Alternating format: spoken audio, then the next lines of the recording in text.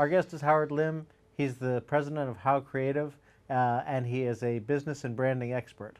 Perfect. Okay, good. So when I was reading through your stuff, you talk about reaching people through the heart and intellectually, and also in the gut. And if you could go through that, and what's the kinds of things that appeal to some? We'll start with the heart. What are the kinds of things that you could do to appeal to someone's heart? Well, that brings up a good point too. I look at everything from a whole brain approach, which is really the left side, which has to do with structures, analytical and logic, and the right side, which has to do with emotions, creativity, and feelings. So I look at branding from the standpoint of both equations.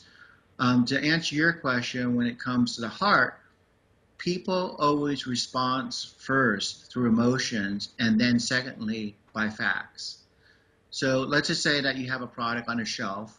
You're selling something, let's say a tangible product, and it goes on a shelf, let's just say Macy's. Or let's just say, your local grocery store. So you're on a local grocery store shelf. It has to resonate when you're walking, let's say it's cereal. And let's say that a consumer's walking down the aisle.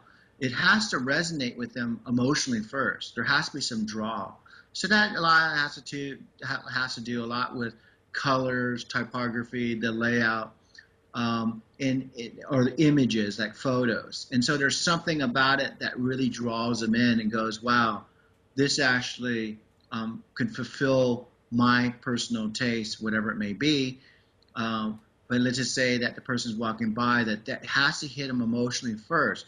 And the way it works, the mind works, is that if it hits that person within a second and a half, they will pick up that cereal box and then they'll look at it, be attracted to it, and then want to know about the facts.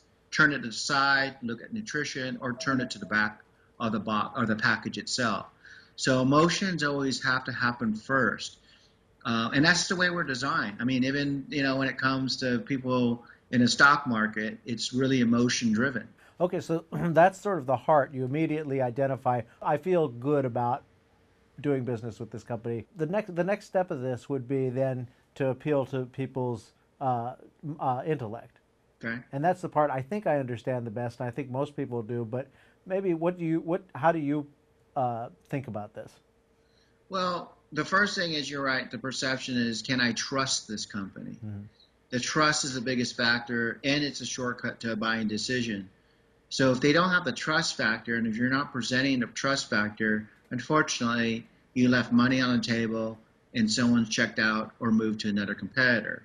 The second part is now the intellectual property part, or excuse me, the intellect part, which is now delivering on what you say. And that has to do with your product, service, or information being able to perform in a way that you're actually perceived. So now the follow through and delivery has to happen. Okay, so that's actually the operations of the business, the customer service, and all that stuff. Not Exactly, necessarily just the web text.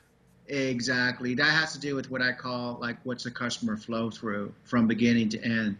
The first is hitting with the heart, having the right identity. The second is measuring up to that. And then what are you doing to measure up to that with your product, services, information, being able to deliver on that, and then follow through, exactly right, with customer service, which actually reinforces that trust as well. The intellect part is really making sure that you deliver on what you promise factually. Okay. And then the gut part of it. That's the part that I don't understand. How does that differ from the heart? Well, the heart is more like a feeling, in a sense that it really provokes an emotional response. Actually, I would just say the the heart is more about the trust and actually provoking an emotional response. The gut is really your instincts. You could just feel inside your gut that this feels like the right company to choose. Your gut, there's this undeniable And how gut. do you shift people's perception about that, or how do you what are the kinds of things that you do to alter that perception?